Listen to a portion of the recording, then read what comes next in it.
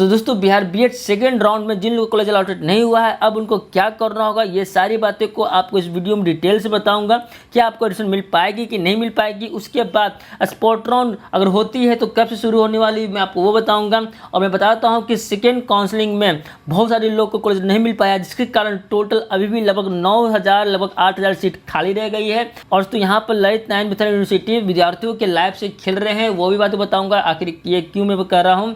उसके बाद अगर स्पॉट राउंड होता है तो स्पॉट राउंड में एडमिशन के लिए आपको हो सके तो कुछ डोनेशन भी दिया जाएगा। तो ये सारी बातें बताने आ चुका हूँ, तो टाइम न लेते हुए चलिए शुरू करता हूँ। मैं हूँ आपको होस्ट एंड दोस्त आकाश धनराज और स्वागत है आपका अपना चैनल एंड्रॉइड पाठशाला में। और हाँ दोस्तों, अगर आपको इस वीडियो से किसी प्रकार का इन्फॉर्मेशन मिलेगी तो प्लीज़ वीडियो को लाइक जरूर कर देना। तो दोस्तों मैं ऑफिशियल वेबसाइट में आ चुका हूं दोस्तों। यहाँ पर मैं सभी बातें को वन बाय वन बताऊंगा। उससे पहले अगर चाहते हैं किसी प्रकार का इंक्वायरी प्राप्त करना तो देख सकते हैं यहाँ पर आपका काउंसलिंग से रिलेटेड कुछ नंबर दिया गया है। अगर आप भी चाहते हैं तो यहाँ से कॉन्टैक्ट करके इन्फॉर्मेशन प्राप्त कर सकते हैं। अब आते हैं तो आगे से, तो जहाँ पे बताता हूँ कि जिन लोग को कॉलेज अलॉटेड नहीं हुआ है अब वो क्या करेंगे दोस्तों। देख सकते हैं यहाँ पे नीचे आते हैं तो देख सकते हैं यहाँ पर आपको पूरा डाटा दिया गया है कि सेकंड राउंड का जो प्रोसेस है कब खत्म होने वाली है।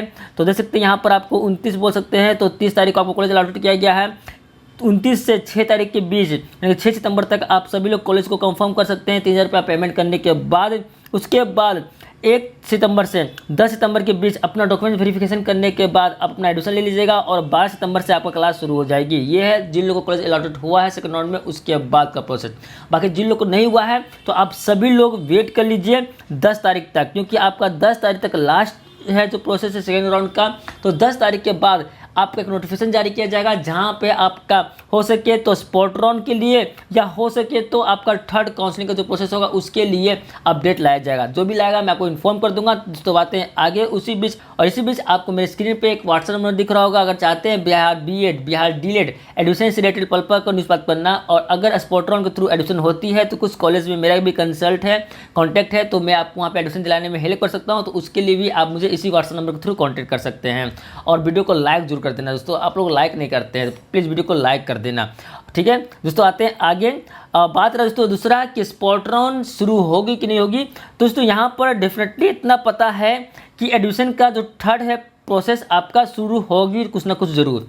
या तो ये थर्ड प्रोसेस आपका थर्ड काउंसलिंग के थ्रू यानी कि थर्ड अलॉटमेंट किया जाएगा कॉलेज का, ठीक है, या हो सके तो आपका स्पॉट राउंड लाया जाएगा। 3 राउंड चला था कॉलेज अलॉटमेंट के लिए, तो हो सके आपका थर्ड राउंड भी चलेगी। अब बात करते हैं स्पॉट राउंड।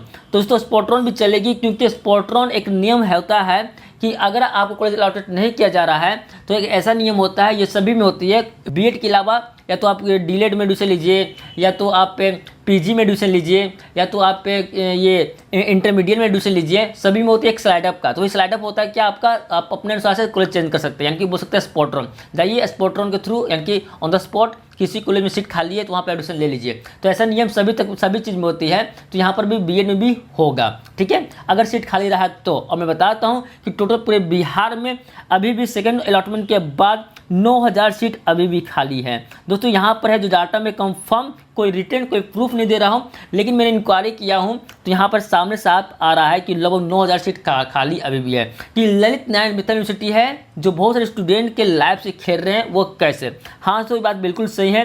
पहली बात क्या है कि ललित नारायण कभी भी कोई भी एडमिशन का जो प्रोसेस होती है वो पूरी तरह से क्लियर नहीं करता है, कभी कुछ बोलता है कभी कुछ बोलता है कभी कुछ बोलता है। ऐसा नहीं है इस बार, बल्कि पिछले 2-3 साल से ऐसा ही करके आ रहा है। इस कारण बहुत सारे स्टूडेंट है बहुत ही वो निराश हो जाते हैं, उनका अच्छा नंबर आती है तो भी उनका एडमिशन नहीं हो पाता है। कुछ कैंडिडेट ऐसे भी हैं, मैं आपको बताता हूँ कि जब फर्स्ट काउंसलिंग जब हो रहा था अलॉटमेंट का, उस टाइम फर्स्ट काउंसलिंग की मैं बात कर रहा हूँ कि एक कैंडिडेट थे जिनका लगभग 93 नंबर था, तो उनको गवर्नमेंट कॉलेज आसानी से मिल जाती, लेकिन इनको दे दिया गया है अदर सरकारी यानी कि कॉन्वेंट कॉलेज दे दिया गया है, और मात्र 86 नंबर पे गवर्नमेंट कॉलेज दे दिया गया है। अब बोलिए यहाँ पे धांधली हुआ कि नहीं हुआ होगा। धांधली बोलिए या जो भी बोलिए, वो किस अनुसार से कॉलेज अलॉटमेंट करते हैं ये डाटा ना किसी को पता चला है, ना ये कैलकुलेशन किसी को पता चलेगा, पता नहीं किस अनुसार से देते हैं, ठीक है।